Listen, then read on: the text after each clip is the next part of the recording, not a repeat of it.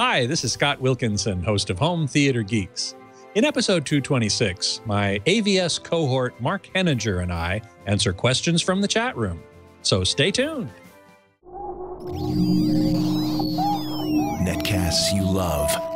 From people you trust. This is Twit. Bandwidth for Home Theater Geeks is provided by CacheFly at CACHEFLY.com. This is Home Theater Geeks with Scott Wilkinson, recorded September 27th, 2014. Episode 226, Chat Room Q&A. This episode of Home Theater Geeks is brought to you by the Bouqs, beautiful, affordable flowers grown on an active volcano and shipped for free. For 15% off your first bouquet, visit thebouqs.com/twit and use the code TWIT at checkout. That's THEBOUQS.com/twit and use the code TWIT to save 15%. Hey there, Scott Wilkinson here, the Home Theater Geek and editor of avsforum.com. This week's guest geek is my cohort in crime at AVS Forum, Mark Henninger, senior writer and social media manager. Hey, Mark, welcome back. Hey, Scott. How's it going? Good, thanks. How about yourself? Doing great. Good.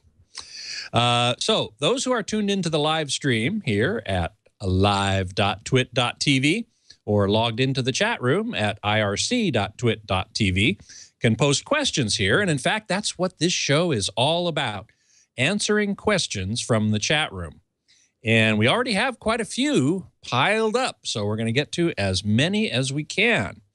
One of the things that we've been talking about here in the chat room before the show has been this new 4K Blu-ray standard, which was just announced recently that it's going to be finalized in the spring of next year. And we're going to see products, both discs and new players, which you'll need a new player, by Christmas of 2015. And there are many questions around this this transition as we move to 4K. One of which Tim Elliott asked in the chat room, does the playing time go down for 4K Blu-ray? And this is actually a great question. Mark, I believe did you or I write about this? Sometimes I can't remember. The upcoming standards of Blu-ray. And one of the most surprising things was that they're at least contemplating using the same amount of storage space as current Blu-rays. How can they get away with that? You're going to see a situation there where the quality might be affected in a longer movie. That's what I think. Mm-hmm. Exactly right. Either that or the playing time will go down, as Tim Elliott asks about, you know? Sure, but there's got to be a variable bit rate in there. And, you know, I'm predicting that the same compression that you see used on high-quality UHD downloads and streaming is exactly what's going to be on the disc in the future. That there isn't necessarily going to be a difference. Really, you think not? Well, because I wonder about that because... you know, streaming, you need to compress as much as you possibly can. Downloading, not so much. You can just wait until it's downloaded to a hard disk and then play it, and it's fine. So in that case, I would tend to agree with you. But streaming, I think, might be more problematic. Haven't you heard? I've heard several people say, oh, I've watched 4K streams, and they kind of more or less get up to about 1080p Blu-ray quality. So you're not really getting anything beyond what you can get on Blu-ray right now. I will agree with that. When I was recently at a demonstration of Netflix streaming on a Vizio P series, they displayed the bitrate, and it was 16 megabits. That makes a lot of sense because the UHD movie would be 4 times the size if it was, you know, the same bit rate, I mean, as a 1080p Blu-ray, but HEVC codec is supposed to cut that in half. So what you've got is to fit the same movie, you know, with a bit rate that is twice as efficient, and you've got a movie that's that would be 4 times the size. You basically have to cut that bit rate, you know, in half. So 16 megabits with HEVC was what they were using, and I think that what you could end up seeing is movies. You're going to have to actually end up seeing UHD 4K movies on Blu-ray using that compression because, like you said, otherwise they're not going to fit. So that's otherwise they're not going to fit. Yeah, and I think that it's going to be to the benefit of the studios to unify these file formats and not really differentiate anymore.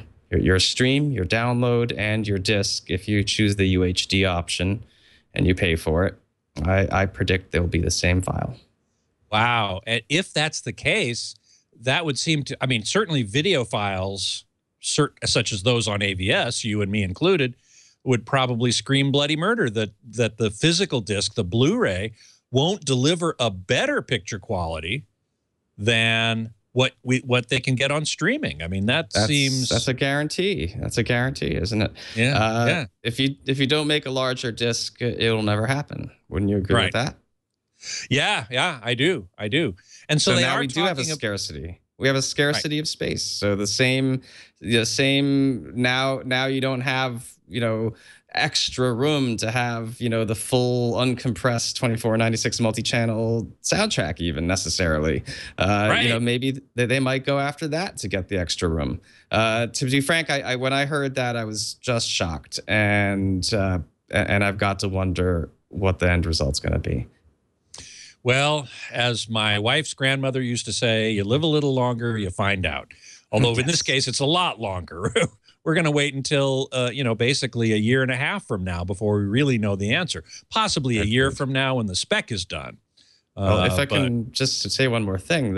Sure. In 1080p streaming, you can get that bit rate already from Amazon and from Vudu. So if they have a higher tier, I'm not sure if they're just going to stick with that bit rate. So there's some jeopardy there, I think, for Blu-ray. There's a chance if the streaming giants wanted to attack Blu-ray by saying we're actually better, I don't see what would necessarily stop them. Well, as we say, live a little longer, you find out. But it's certainly an interesting time to be involved in this business because we're in this transitionary period. And as the Chinese curse goes, may you live in interesting times. Let's see what else we got here. Have you heard Web8070 asks about the Pioneer soundbar, the SB23W being discontinued? Did you hear that? I hadn't heard that. I did not hear that. And I've never heard that soundbar either. I have, and it's wonderful. It really sounds great. And I'd be very sad if they were to discontinue it. I know they've got a new sound base, you know, one of those bigger boxes, sort of a low rectangle that you place your TV on top of, and that gives more volume behind the speakers to get better bass and do more with the acoustics of the cabinet. I'll tell you, at CEDIA, I saw Andrew Jones present a prototype of an Elite soundbar that use the drivers from their new Atmos-enabled speakers that are concentric two-way drivers. It was a very cool-looking soundbar, and maybe it would represent a reason why they would discontinue the last one and go with this upgraded, higher performance version. Well, that might be a reason, but typically Pioneer offers Pioneer brand products and then Pioneer Elite brand products. So having one in each camp would seem to make more sense to me. That's true. I mean, they're not discontinuing the Pioneer speakers either, I hope so. Right, I hope not too. Which brings up, of course, the news that Pioneer has sold its AV division to Onkyo. So maybe that has something to do with it as well, that Onkyo is starting to assert its control. I don't know exactly when the transition takes place or what it will look like, but we do know that Pioneer has sold its AV division to Onkyo. And what that bodes for the future is a really big question mark, in my opinion. I have no idea what's going to come out of that. Sure, you've got overlap. You've got serious areas of overlap in the product lines there, right? I mean, Yep. Exactly right. So Beatmaster in the chat room. Oh, I'm sorry. No, let's start with Web 4068. He asks, and I'm assuming he in these cases, pardon my use of the masculine pronoun. Do you like transmission line speakers for home theater or two-channel setups, or both, or neither? Well, transmission line speakers are those with, how shall I explain this? How would you explain it, Mark? well, it's not a ported cabinet and it's not a horn. Instead, it's like a maze-like pathway that the sound follows. Behind the driver. Yeah, behind the driver. That does amplify a certain segment of the bass, is the best way I could put it. Yeah. So I would recommend looking it up and seeing what a transmission line enclosure looks like. But it has some elements of a horn to it. That's about all I could say. Instead of a big empty enclosure that's either sealed or has a port, you've got sort of a labyrinth of that the sound follows. That again helps. And I think amplify it does. I think it does emerge finally out of the back of the box. I'm not 100% sure on that. I do know the that back or the front, I think. Or the front, yeah, since it wanders around. The B&W Nautilus is a very well-known example of a transmission line speaker, and it's called that because it looks like a nautilus shell, it looks like a seashell, and that curly shape to it is actually the transmission line behind the speaker. Another example, interestingly, is the Bose Wave Radio, which is partly how it is able to achieve more bass than you would think from such a tiny little box. It has, in fact, a transmission line behind it.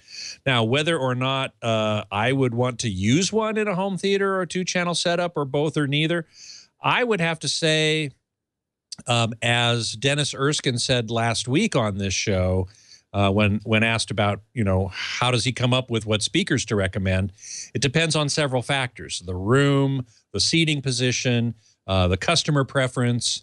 I think transmission line speakers can sound very good. Putting the Bose aside for a minute, the B&W Nautilus, I've heard it several times, and it's fabulous. It's a beautiful sounding speaker. Mark, have you ever heard a real transmission line like the B&W Nautilus? I've heard them at some of the audio shows. I gather it's a bit more difficult to get that crossover between and to get it to play flat than other designs, and that it's considered more of a challenge, for example, if you're a DIYer to create a transmission line. But no, my experience with them has been limited to subwoofers that use transmission line designs. And that helps with the bass response, yeah. Well, it's they're used often in car subwoofer enclosures, and I also owned it was like 20 years ago, but a pair of B&W Acoustitune subwoofers that were transmission line subs. So I do have some familiarity with it, and it's true. Within the range that it creates the bass, it's relatively flat. It's just that there's a very defined bottom and top to the range of bass that the transmission line itself can reproduce. Compo Simonite in the chat room asked, and I was talking about this before the show started, regarding ads on Hulu Plus. Do you subscribe to Hulu Plus? No, I don't. Why not? The ads. There's no way I'm going to watch something with ads. I don't subscribe to cable TV at all because of ads. So I'm not going to get some streaming alternative to it that puts me through that same experience. I said the same thing. I do. I don't have cable, but I have a satellite. So I do go through ads. Although typically when I'm watching a show on satellite, I will put the DVR on pause for a while, go do something else, and then come back and be able to skip through the ads. Of course, I know that makes me a thief in the eyes of some, but nonetheless, that's what I do. But I do subscribe. I have subscribed anyway to Hulu Plus, and I don't watch anything on it because of those ads. I really don't like them. Compo Simonite does. He says, I don't mind. I watch it more than Netflix. And there is some stuff on Hulu Plus that you can't get on Netflix. So there is that, but I'm not willing to pay that price. So Dave in Texas asks, does anybody make a good Blu-ray burner that also supports LightScribe? I don't know anything about Blu-ray burners on computers. Do you, Mark? Well, I have one, but LightScribe, if I recall, doesn't that just sort of put the name, let you... Puts a label on the... Yeah, exactly. Yeah, it burns a label on it. I can't speak to that. I used to be into discs. I haven't used that burner in a long time. All right. Edmonton Oiler guy says, I work at Costco. From time to time, we get members coming in not being able to play certain newer Blu-ray discs, but they can play 99% of Blu-rays. Now, I have heard of this problem, and that is why it's important to keep your firmware in your Blu-ray player up to date. Because sometimes studios will release a Blu-ray, and for some reason that's kind of mysterious, it won't play in certain Blu-ray players until you get an update. Now, Oppo, or Oppo, depending on how you want to say it, is religious about this and very good customer service. And if you alert them to, hey, I just got this new disc and it doesn't play in my Oppo Blu-ray player, within a week, they'll have a firmware update that allows it to play that disc. Now, not every company is that responsive, but it does happen. And so you're exactly right. Have you ever had that experience? You bring home a Blu-ray and it doesn't play? I sure have. And it's one of the reasons why I use a standalone Blu-ray player now instead of my home theater PC, because I found it very frustrating to wait for the software updates that would allow the discs that wouldn't play to play. And I found that I had more issues with the software-based player than with hardware. I have two relatively inexpensive Blu-ray players, a Sony and a Panasonic, and between the two of them, I don't get stymied if on release day if I bring home a movie. I can always play it at this point, but I've definitely had it happen. Yeah, exactly. Lawn Dog, getting back to 4K streaming, the United States doesn't really have the infrastructure to deliver 4K streaming. We're barely keeping up with 1080p. Which, in the per capita sense, the general average bandwidth available to people, you said the stream that you saw in the demo, the Vizio demo, was 16 megabits. Yes. There are plenty of people who have less than that coming into their home. I know you have a lot more than that. You've paid for what, 100 megabits coming in? It's 150, yeah. 150 megabits. Yeah, so I don't have a problem, but I do pay keen attention to the disparity in streaming speeds across the country. And it's certainly true that discs aren't going anywhere and that there is, in fact, a need for discs because the infrastructure is mostly concentrated around urban areas and whatever medium-sized cities that Google decides to bless with some fiber.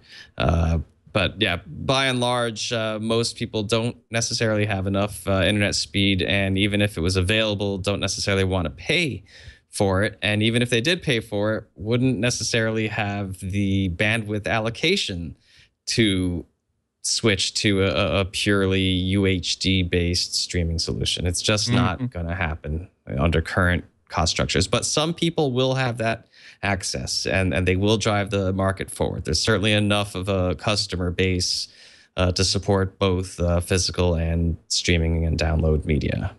Yep. iPhone 05536 asks, what about movies still being put out in 7.1? Like it turns out Godzilla was? I'm not sure what you mean there. We get it now or wait for the Atmos version? Ah, there's the question. So many people. Oh, I'm sorry. No, go ahead. Double skew. Well, are they? I don't think they're going to have double skews. I think they'll keep putting out movies until they start putting out Atmos ones. But the whole point of Atmos is to be backward compatible, that you don't need to stock a separate disc with Atmos versus one without. But one of the things that the AVS membership was quite unhappy about from Cedia was that there was only one title announced, Transformers: Age of Extinction, which, you know, not that great a movie in my opinion, and I certainly would love to see more. I'm not as concerned about it as many people on AVS seem to be, because I'm convinced there's going to be a bunch more released even before the end of the year. And why they didn't announce 3 or 4 or 5 or 10, well, the studios are paranoid by nature, and there are going to be more coming out, don't you think? I'm convinced there are. I think that Dolby has done a tremendous job rolling out Atmos, you know, at making sure that the timing on the new hardware availability and the first movie, you know, coincided very well. There'll definitely be more because it's a very impressive format, and you know, Dolby has a lot of movies with Atmos that have been in theaters and can be re-released, and they're going to continue making them for theaters. And I can't see with the backward compatibility them, you know, doing anything but putting the Atmos version on Blu-rays.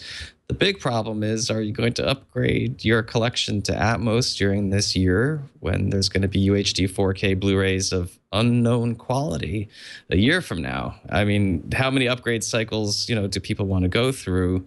And when does the law of diminishing returns, you know, really kick in and start to frustrate people? That's what I'm wondering. It's a very good question. As you say, upgrade cycle with 4K, upgrade cycle with Atmos. It really is the Wild West out there. And so, what are you going to get? Are you going to get this giant book with, you know, 6 discs in it in the future? Somebody earlier in the chat room said something like, "Please, no double-sided discs anymore." And that, you know, I mean, that would be one way to do it, I suppose, but then you'd have to get up and flip it over, and that's why some people don't like vinyl. Rural Nebraska asks the perennial question: when will 4K TVs get a larger color bit depth, actually? And will today's 4K TVs be able to use it? Yet another aspect of the transition to 4K that will be very frustrating to many people. Speak a little bit to that point, would you, Mark? I'm sorry. The point being? Expanded color bit depth and color palette, color gamut. Well, we are waiting for another Dolby technology, Dolby Vision, which, as far as I know, would be the first format that could bring HDR and expanded bit depth to TV. And people are anxiously awaiting to see if Vizio comes out with their reference series television, which would be the first to support it that I know of anyway. My experience was that was an absolutely genuine improvement in quality, and that having more color and more dynamic range, and I think that this has been iterated among videophiles a number of times, that could be the more significant you know, leap forward in terms of perceived quality, as opposed to just the raw resolution that UHD 4K brings. So I think we will see it, because we've seen product and we've seen graded footage, and that again, you've got a really big name behind it, you know, with Dolby. And it wasn't just Vizio; they showed us Sharp Television running it.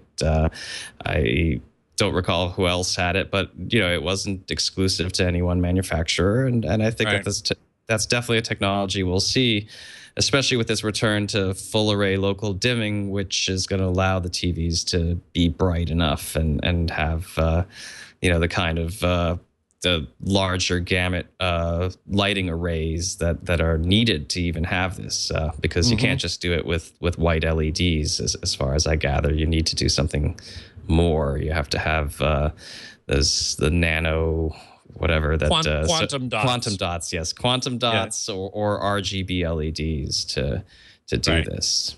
Now you mentioned one other critical factor, which is content that is graded or created for, that has this extra dynamic range and these wider color gamuts. And so that's another piece of the puzzle that depends upon the studios delivering it. If they don't, if they continue to grade as they currently are with the BT 709 color gamut and an 8-bit dynamic range, then these extra capabilities are going to go wasted, or they're going to be applied to that limited information and expand it out artificially. What? Yes. That'll be like Dolby noise reduction on cassettes, wouldn't it? Yeah, exactly. So we don't want that. We want actual graded content that has 10-bit color or 12-bit color, expanded color gamut, you know, and play that on a TV that can do it. Then you're really going to see something. That, I agree with you 100%. That makes a lot more difference than the raw increase in number of pixels, which really only.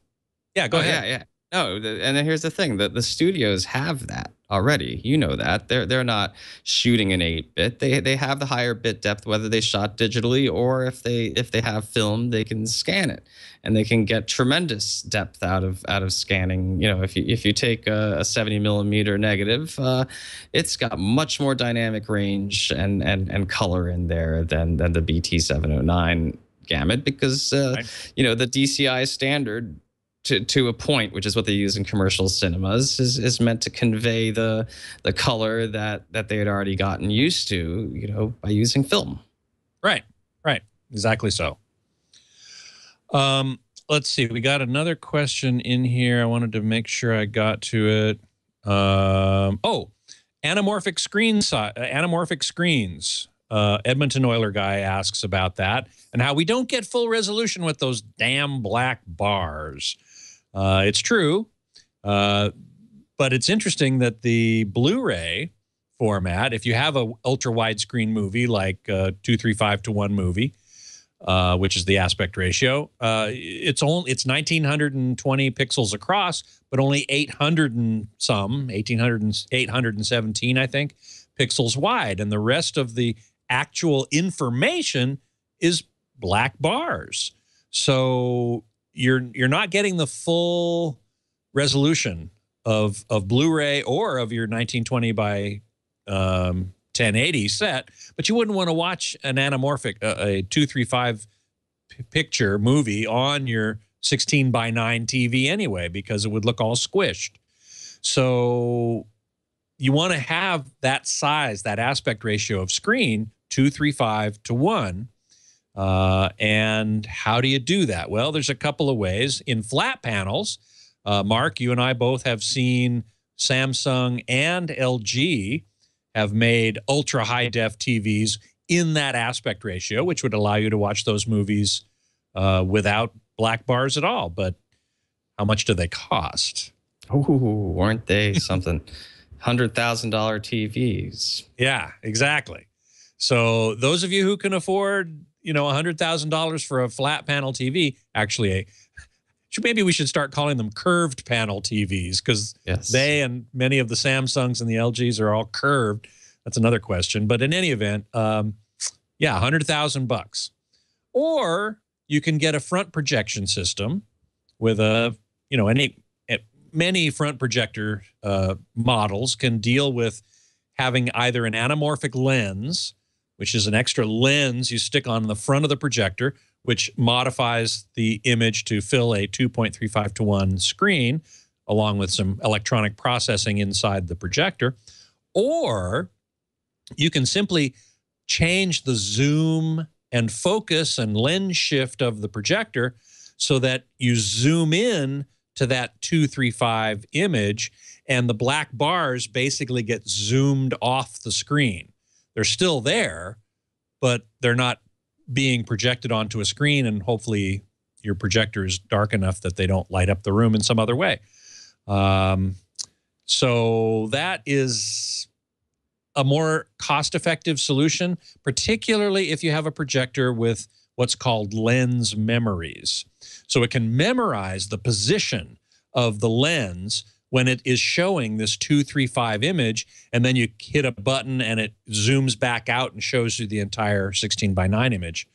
But either way, you're not seeing, there's no extra information on the disc to see.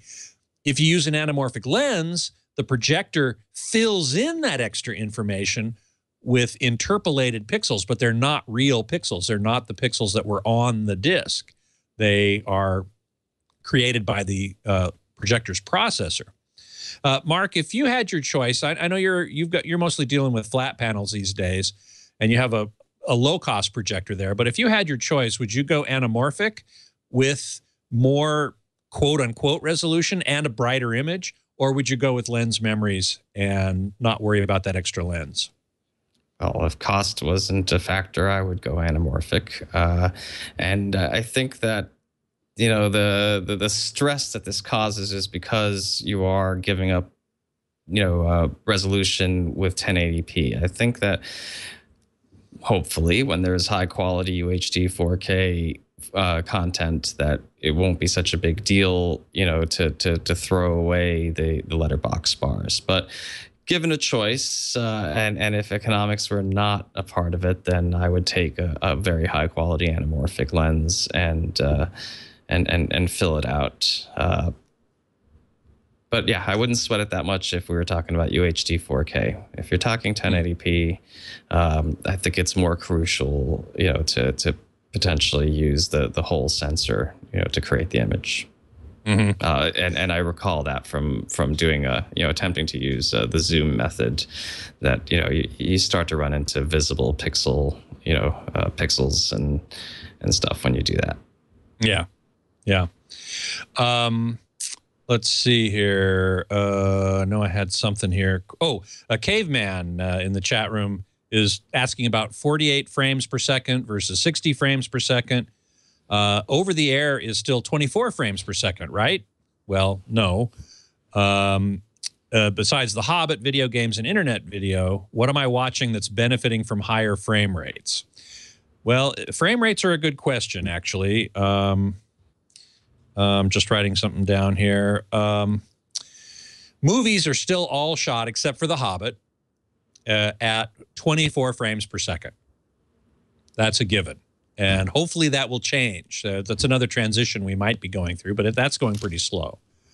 But television is broadcast at, depends on which type of broadcast. You have two types for broadcast television. You have 1080i, 1080 interlaced, which is sent at 60 fields per second, 60 half frames per second.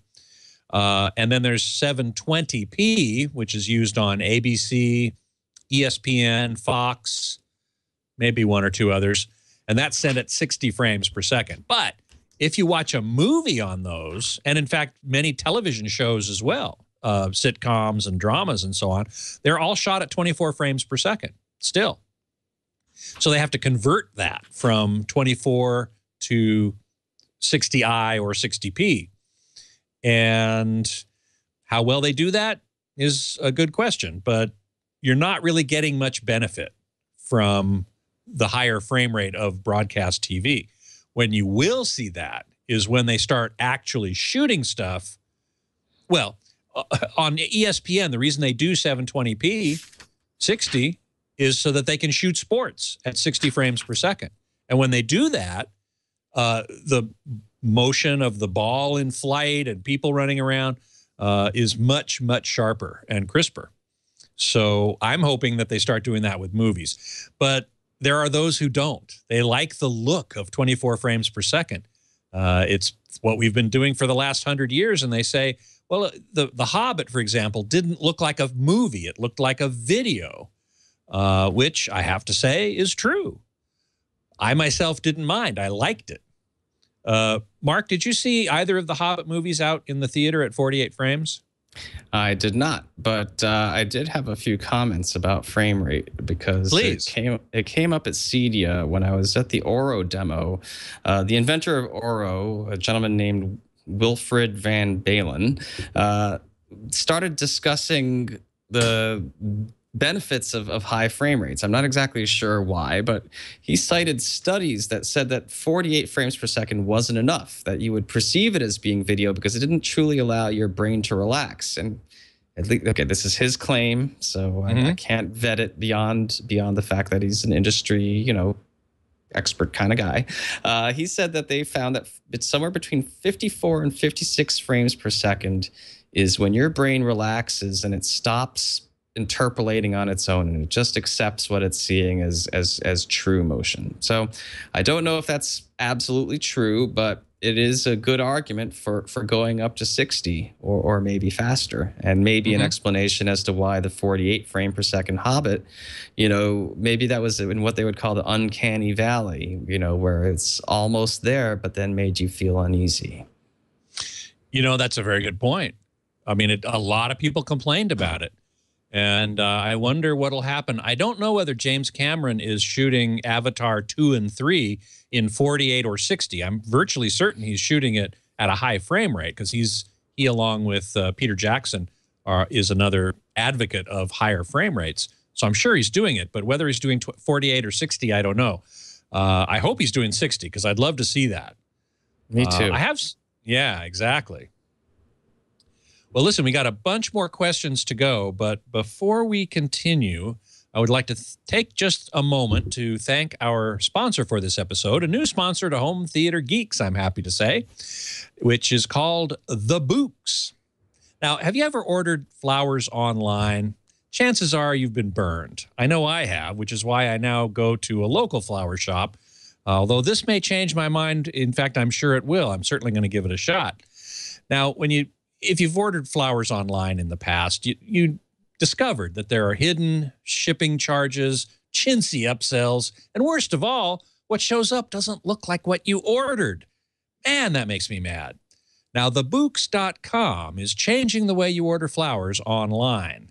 That's TheBouqs.com. Bouqs, because they take bouquets and simplify them. So the Bouqs offers roses, lilies, daisies, and more in beautiful, colorful, and creative arrangements. The Bouqs.com sends flowers straight from sustainable, eco-friendly farms located, dig this, on an active volcano in South America. Seriously, volcano flowers. The South American volcano is 10,000 feet above sea level, which means more sun, and more sun means more color. These Bouqs are fed by pure volcanic snowmelt and mineral-rich soil. The Bouqs cut your flowers on the day you order them, and they're shipped straight from the farm, so you get the freshest Bouqs possible. And all orders are backed by the Bouqs Happiness Guarantee. You can also sign up for the Bouqs Concierge Service and arrange for the Bouqs to automatically deliver flowers on birthdays, anniversaries, or just because. Best of all, the pricing is upfront and the checkout process is painless. Your loved ones get beautiful, unique flowers, and you save cash. To send your loved ones incredible flowers grown on an active volcano, visit thebouqs.com/twit. Bouqs start at just $40, and you can double the number of blooms for just $10 more. And you'll save 15% off your first Bouqs by entering the code TWIT at checkout. Plus, get free shipping within the U.S. That's Bouqs.com/twit. And remember to use the code TWIT to save 15% at checkout. That's TheBouqs.com/twit. And we thank the Bouqs very much for their support of Home Theater Geeks. Okay, let's get back to a bunch of questions here in the chat room. Compo Simonite is using Yamaha rear speakers as the main speakers in... Wait a second. Using Yamaha rear speakers as main speakers in the bedroom, 100 watts max, with a Yamaha receiver, which HDMI no longer works. Dang.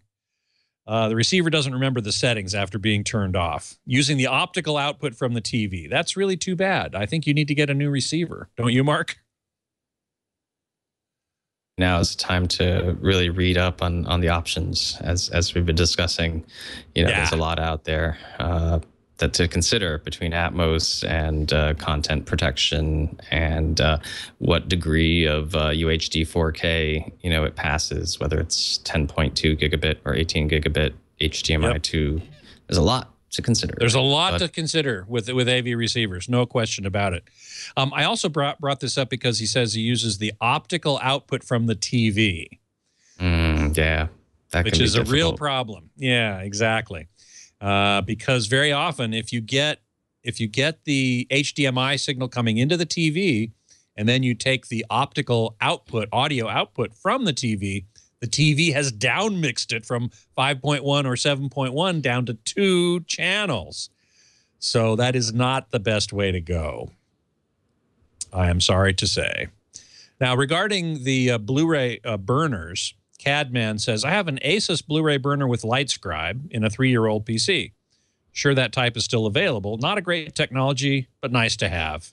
Just black and white imagery, no color on the LightScribe. And iPhone 05536 says he thinks that Plexstore writers do it as well. So there are a couple of suggestions for that. JNE has 70/70 megabits, 70 down and 70 up. Now that's called symmetric, and it's mighty nice. You've got 150 down, but what do you have up? It tends to be around 20 or 30. So it's definitely not symmetric. Yeah, it's not fast. symmetric, but it's a lot. Yeah, that is a lot. Lawn Dog says the Transformers movie was used probably because they can most likely create all those fake sounds in a studio. Well, I mean, most movies have a ton of fake sounds in them as it is. In fact, at CEDIA, we sat with, I moderated a panel that included the sound designer, or the re-recording mixer actually, for Transformers, who worked with Michael Bay on that project. And he was extolling the virtues of Atmos, of course. And hey, I'm a big advocate of Atmos myself. But yeah, they had a ton of sound effects. And there's a part in that movie, we saw demos at CEDIA, where the big giant spaceship is hauling up things into the air, big metal cars and boats and stuff, and then dropping them. And that kind of sound effect coming from overhead is really quite effective. Don't you think? Oh, totally. And I agree that Transformers allows for the use of a lot of discrete sound objects. And I believe that the previous Transformers had also been exercises in extraordinary complexity as far as the mix goes. And this just plays into the hands of those particular producers because, yeah, they're not looking for natural ambience. They're looking for, oh, we get to have 128 objects concurrently. That's awesome. Let's go ahead and max it out. I'm sure that's exactly. Yeah. I'm sure that's how Michael Bay operates. Yeah. This fellow, Greg Burnett, I think his name was, I'm sorry, I'm not remembering right off the top of my head, did make a very good point, which was without Atmos, as you're trying to place things in the sound field, they can get kind of crowded. But with Atmos, you have a lot more space to put individual things. And he said they even put music in the overhead speakers. And that tends to allow you to hear each item more distinctly, which I think is a pretty cool thing. That's a really good point that I didn't think about, that you just have a larger canvas. Exactly. Lawn Dog in the chat room is asking, what is the point of diminishing returns where a person can be fooled into thinking they are looking at something that is totally real? In other words, looking out a window. And he's referring to 4K here. Do you remember, Mark, when HD first came out and so many people were saying, it's like looking out a window? Yeah, I definitely remember that. And I think that there's a tendency to see each boost in resolution as being that, and then you get used to it. And I find it, I mean, the same thing kind of happened with phones where Apple introduced Retina and said, hey, we're going beyond how small, your eye can make out. You know, so it should just look like a window. And then they kept making the resolution higher and higher beyond that. And I actually do think, you know, if you look back at the first phones that were like that, and you know, just to switch from TV to phones, that you find that your eye learned how to pick out that pattern eventually. And I'm sure that's going to happen with TVs. I mean, I found that now it's a sort of a going backwards thing. 1080p still looks fantastic to me. But if I get exposed to some UHD content, some good UHD content, then and that happened to me at Cedia, then I can start to spot the 1080p content anyway. So, you know, so yeah, I think you get used to each new level as being that's what's transparent to me, and then eventually you get used to it and you become ready for a next level of resolution. But then that begs the question, and I've thought about this many times. Is there a point beyond which that no longer happens? You know, I mean, of course. There has to be, right? Is it 8K? Is it 16K? Is it 32K? Right, and what bit rate and how rich is the color? I mean, reality is pretty resolute and pretty rich. Ooh, that's a good quote. Might have to use that for the show title. That's good. Reality is pretty resolute. Don't let me forget that, will you? Okay. Okay, good.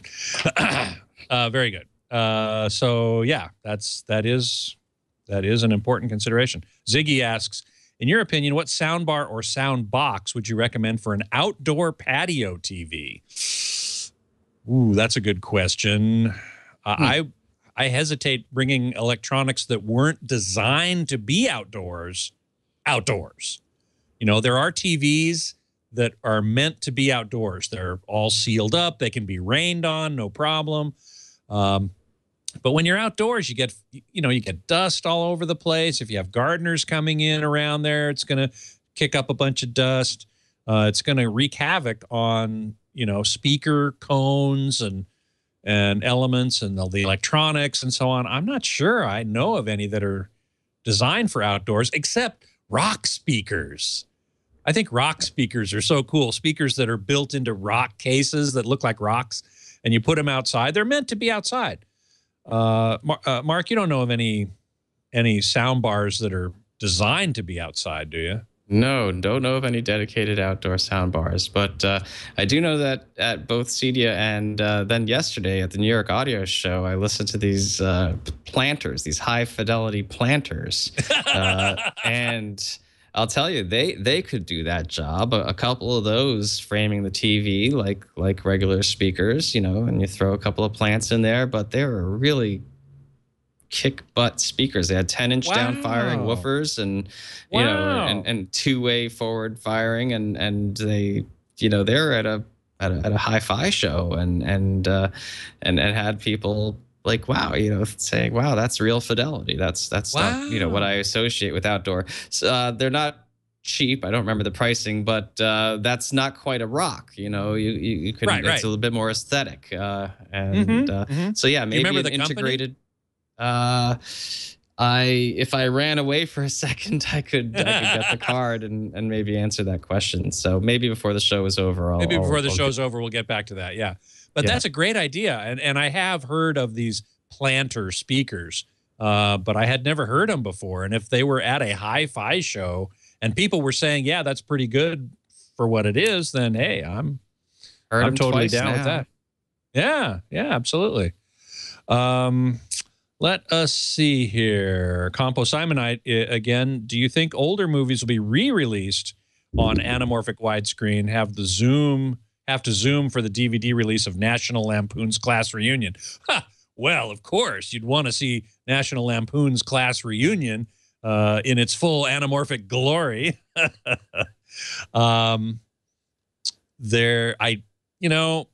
don't know. I doubt it. Unless the studio thinks there's a compelling financial reason to do it, I don't think they're going to do anything that they don't think they're going to make money on. So with a movie like National Lampoon's Class Reunion, I would seriously doubt it. There is a new technology, actually, that encodes, I'm I'm gonna have to look it up now. I had the guy on my show, on this show here a while ago from Anamorphic. It's called Folded Space. That's it. I'm gonna look that up real quick, and it's an ultra-wide cinema technology from Anamorphic, the company that makes anamorphic lenses, by the way, one of those two ways to get a 235 image onto your screen, onto a big screen that way.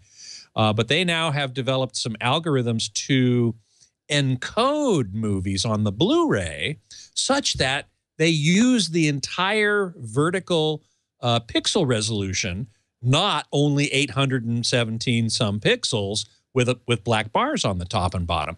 Now, if you do it that way, and DVDs used to be done that way, you need, some DVDs anyway, you need an anamorphic lens or some sort of processing scaling algorithm inside the projector or in a box, separate box, to stretch out that image into its true aspect ratio, and so that objects and everything looks correct. They're working on trying to get that adopted. Maybe they're working with the Blu-ray Disc Association to implement that or make that an option in the new 4K Blu-ray spec. I kind of hope so, because I would love to see that option, to see full resolution top to bottom as well as left to right be encoded on the Blu-ray, at least as an option. So that, I think, is a kind of an interesting idea. Let's see if I don't know if I've given Mark enough time to go find that card. I did. You did. It's this little thing here. Madison Fielding is the name of the company. Madison Fielding. So yeah, they were shockingly high fidelity planters. Mm-hmm. And the guy said that real plants would in fact help them sound better because of the weight of the dirt and the fact that it would damp the enclosure even more. So I think that's actually legit science. Real plants do make them sound better. Or at least real dirt makes them sound better. Okay, all right. That's good.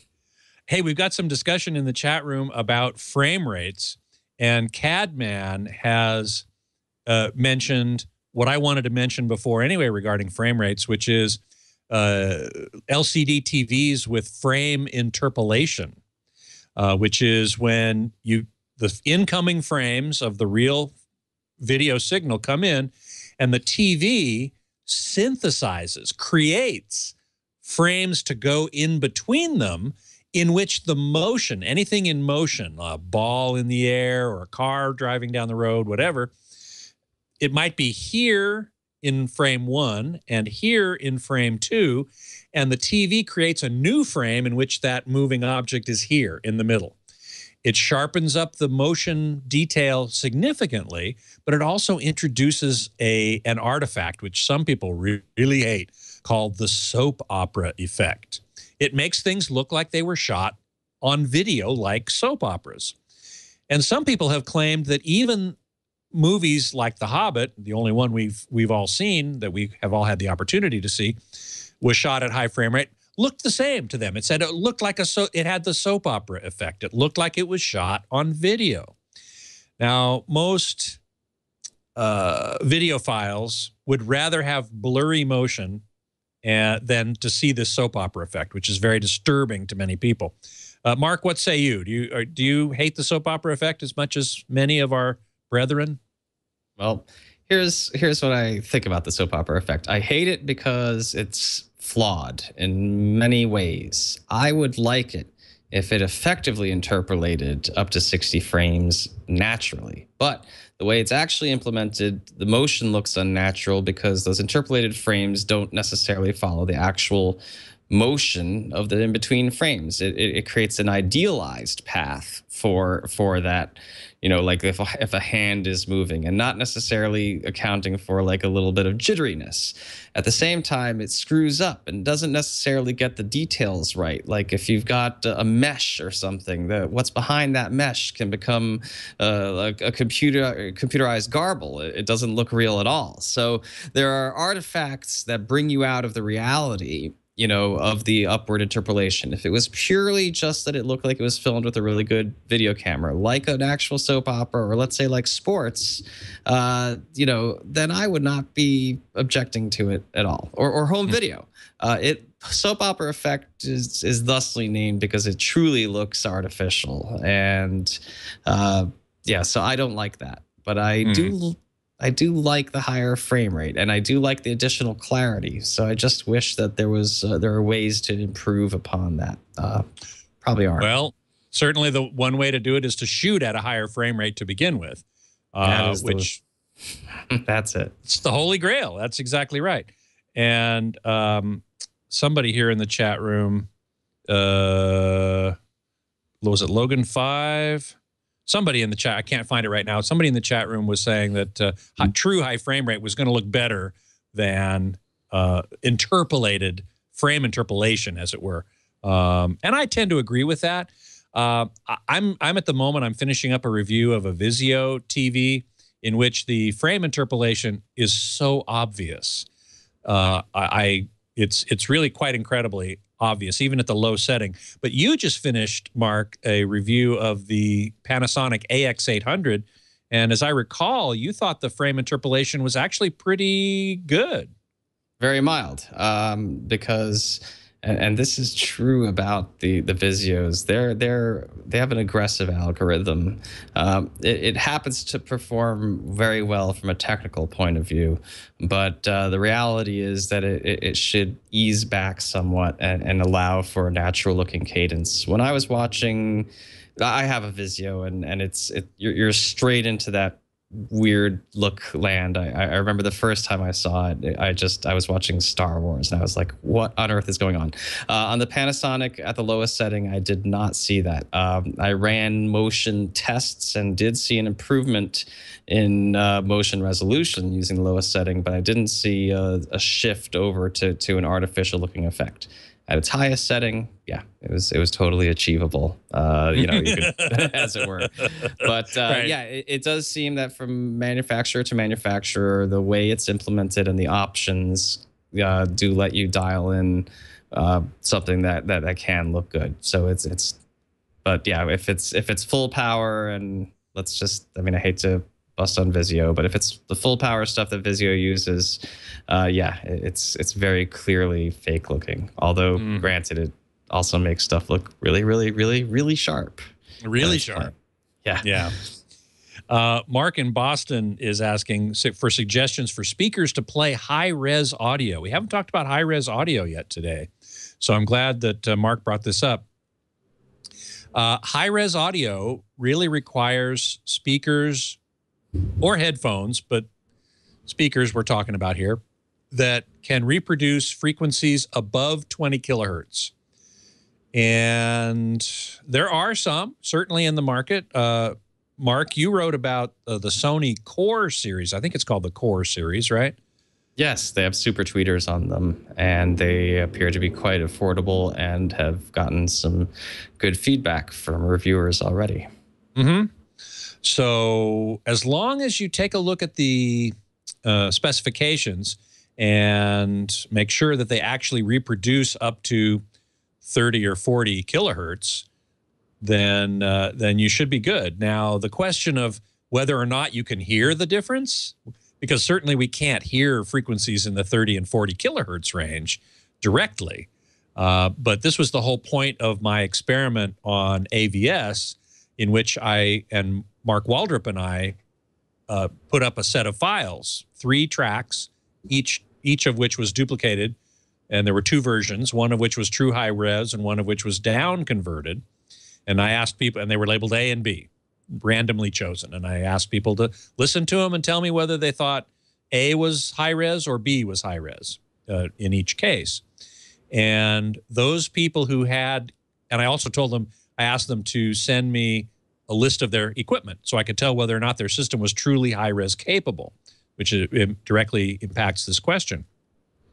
Of those who did not have high-res capable systems, they identified the high-res tracks correctly 50% of the time, exactly what you'd expect by chance. Those who had truly high-res capable systems, their average correct rate was 80%. So I think this was not a scientific test, and I have to say that every time, but I think that is an indicator. It's an interesting result that shows that really if you want to get what high-res audio has, and it has something more than CDs do, you need a high-res capable system, which includes the speakers. Now, Mark, you just recently got a high-res portable player from Sony, and you had taken that test before, hadn't you? Right. I actually took the test using the headphones that I'm wearing, which Sony sells as high-res capable headphones, and for use with that new Walkman that I got. I used them to do a double-blind tests in FUBAR, and I did find that I had the ability to identify high-res clips versus non-high-res clips. Now, there was a lot of debate about why, and so I have a warning for people who think they're hearing a difference, which is that you really have to make sure that your gear plays that high-res file without creating distortion in the audible band because of that ultrasonic content. You really need something that, when it's playing something ultrasonic, isn't creating what's called intermodulation distortion, because that will doctor the results and make the two files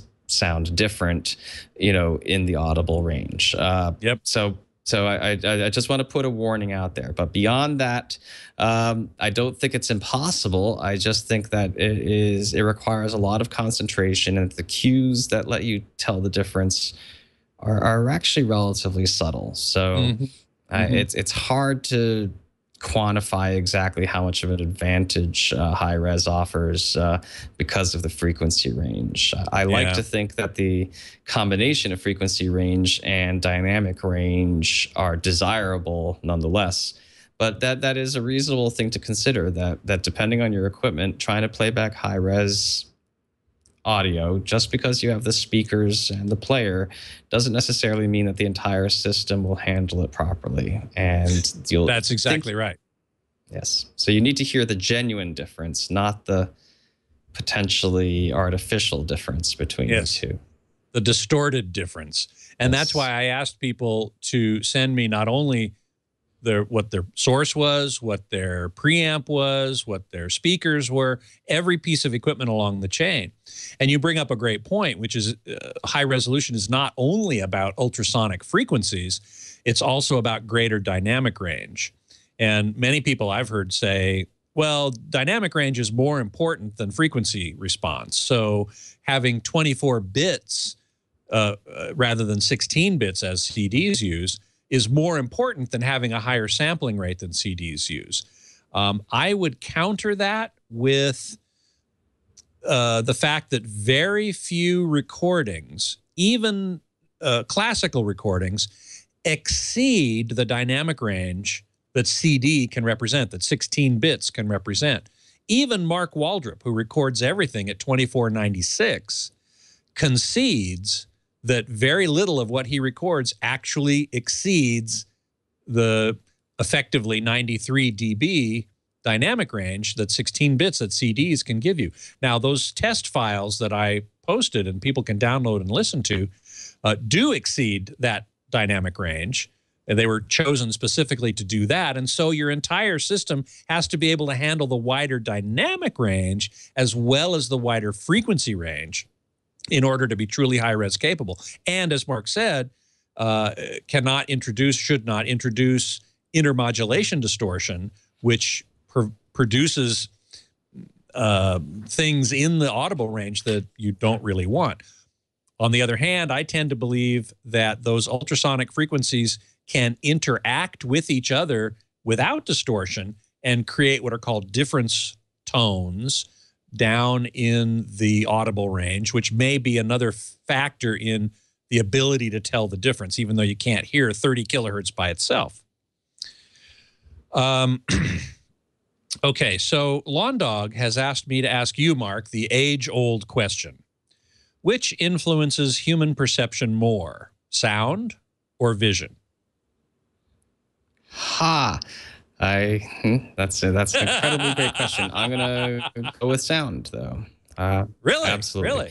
Yes. Yeah, that's probably a funny thing to say because I've been a photographer for 20 years, but I'm gonna say that if I couldn't talk to my wife and my friends and my family, that would hurt more than if I couldn't see them. Wow, interesting perspective. I like it. I mean, yeah, it would be horrible if you had to lose one of those sites, but that's a very interesting perspective. What I was thinking about in terms of that question is that the brain, the amount of the brain that's devoted to vision is far, far greater than the amount of the brain devoted to sound. As I recall, it's something like 20 or 25% of the brain is devoted to vision, whereas only 8% or so is devoted to sound, which would, to me, imply that visual perception is more important. Another factor in that regard is something I think about often, which is, whereas with sound, the human auditory system is sensitive to 10 octaves of information, from 20 hertz to 20 kilohertz. Call it theoretically. I mean, I can't hear 20 kilohertz anymore. I don't imagine even you can. You're 20 years younger than I am. But let's just say 20 to 20 kilohertz, that's 10 octaves. The visual system is sensitive to 1 octave. From red to blue is only a single doubling of frequency. And the brain spends much more time processing that, much more of its resources, if you will, or its bandwidth, processing vision than it does sound. And yet, you would rather, if you had to choose between the two, you'd rather be able to hear what people were saying to you rather than to see them. That would be an interesting poll question. I might ask that in a poll on AVS at some point. That's a really good question. Which would I prefer to lose if I had to lose one? Whew, boy, that's a tough one. I'd probably have to agree with you, Mark. I'd probably have to say I'd rather still be able to hear, even though sight is obviously very important. And being a photographer myself, I'm not a pro like you are, but I'm very passionate about it and I love doing it. But if I couldn't hear music anymore, I think that would probably be the worst. Well, the question asked about, about how it affects your overall experience. And since we are humans, the amount of communicating we do with sound is just tremendous. And above and beyond, I think what the visual aspect of that communication usually is. I mean, not that you don't want to look people in the eye and see the expression on their face, but right. And there's body language and unspoken cues and so on. So I think the things you've heard are the things that affect you potentially, the most as far as the environment impacting you. And I mean, I don't know how to speak to that, but because it's they both seem pretty darned important to me. Yeah. Well, I agree.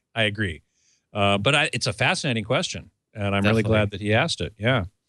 And in fact, I think we need to leave it there. I think we're done with a fabulous hour of answering questions. Thank you so much in the chat room for posting a bunch of great questions. It's given us plenty to talk about. And I want to thank Mark Henninger also for being here, the senior writer and social media manager at AVS and my partner in crime. Thanks so much, Mark. Oh, thanks, Scott. This was a great show, and I appreciated, you inviting me on it. Oh, anytime. We're doing this quarterly now, I've got this plan for the first Thursday of every quarter. We will be doing more chatting with the chat room. So thank you so much for being here for that now and in the future. We're going to be right after CES on the next one, aren't we? Yeah, exactly. Or maybe even before CES. I've been worried about that. Right on. Because that's right around CES time. So we'll figure that out. Cool. Anyway. So you can find both Mark and me at avsforum.com. You can email me at scott@twit.tv. And you can follow me on Twitter at HTGeekScott, and you can follow Mark on Twitter at AVSForum. And you can always find previous episodes of Home Theater Geeks right here on twit.tv/HTG, and also on our YouTube channel, youtube.com/twit Home Theater Geeks. Next week, my guest geek is scheduled to be David Reisner, a digital cinema consultant, to talk about ACEs, a new way to encode and represent color in digital cinema. It's super, super geeky and definitely very inside baseball. So if you're interested in how movies are made, and certainly all home theater geeks should be, then that is a show you will want to tune into. And I hope you do. Until then, geek out.